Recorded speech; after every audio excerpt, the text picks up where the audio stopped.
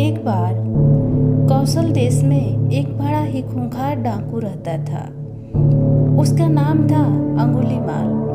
लोगों को मार मार कर उनकी अंगुलियों की माला उसने अपने गले में डाल रखी थी, इसलिए उसका नाम अंगुलीमाल पड़ा। उन दिनों कौशल में राजा प्रसेनजीत राज करता था। अंगुलीमाल के आतंक से वह बेहद परेशान था।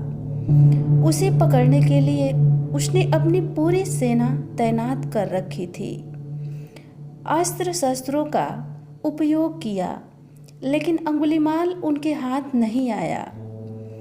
एक बार राजा प्रसेनजीत 500 सैनिकों को लेकर अंगुलीमाल को पकड़ने के लिए इधर उधर दौड़ धूप कर रहा था। उसे पता चला कि भगवान बुद्ध वहाँ विहार कर रहे हैं।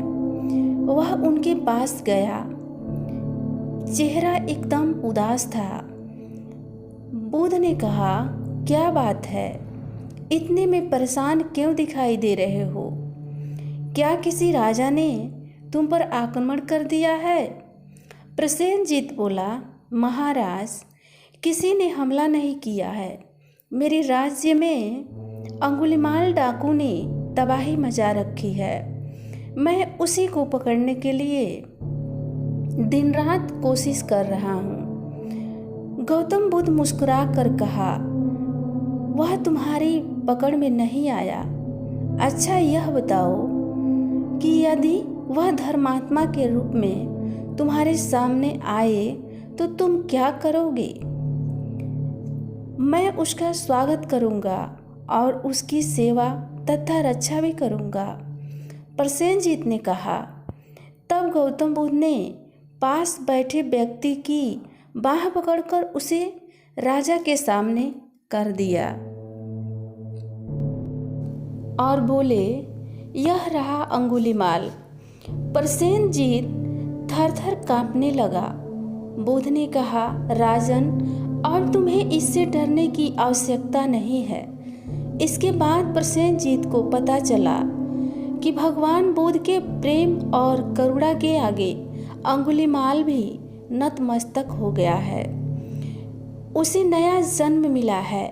अपनी खूंखार वृत्तियों को त्याग कर वह भिक्षु बन गया है। प्रसेनजीत की आंखें खुल गई।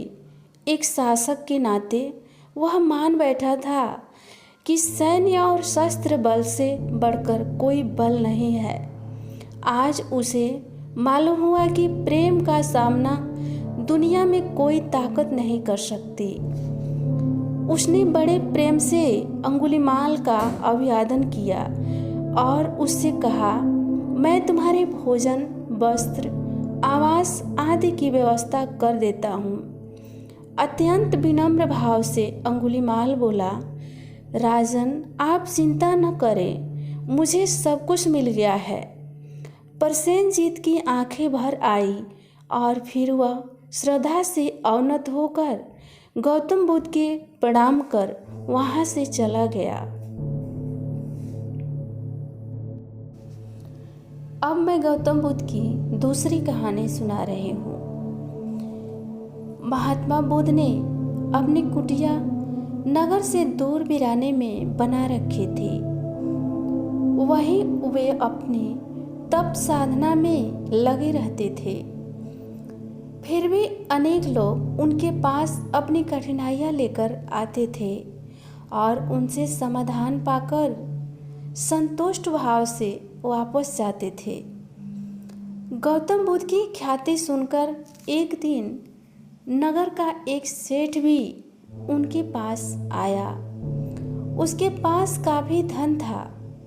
तिजोरियों में खजाना भरा पड़ा था। उसका मानना था कि बिना धन के जीवन नहीं चल सकता है, लेकिन धर्म के बिना तो कोई काम नहीं रुकता। फिर भी हमेशा धर्म की ही दुहाई क्यों दी जाती है? अपना संशय लेकर वह गौतम बुद्ध के पास पहुंचा। उसकी शंका सुनकर संत ने कोई उत्तर नहीं दिया। उत्तर की प्रतीक्षा में सेठ कुटिया में ही रुक गया। रात हुई, दीपक जलाया गया। धीरे धीरे रात गहराने लगी। सेठ ने पूछा, महाराज, दीपक क्यों जल रहा है? मुझे उजाले में नींद नहीं आ रही है। यह और कब तक जलेगा? गौतम बुद्ध ने कहा, जब तक अंधेरा रहेगा तब तक जलेगा। सेठ गौतम बुद्ध का मुंह देखने लगा। तब बुद्ध ने समझाया, इस दीपक की तरह धर्म की भी जरूरत है, क्योंकि जगत में अधर्म है। जब तक अधर्म रहेगा तब तक धर्म की ही जरूरत बनी रहेगी। सेठ को अपने प्रश्न का उत्तर मिल गया और वह संशय मुक्त होकर गौतम बुद्ध को प्रणाम कर अपने घर लौट आया।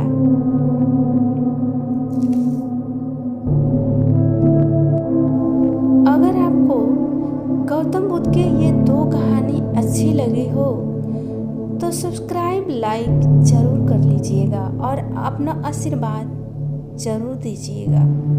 धन्यवाद।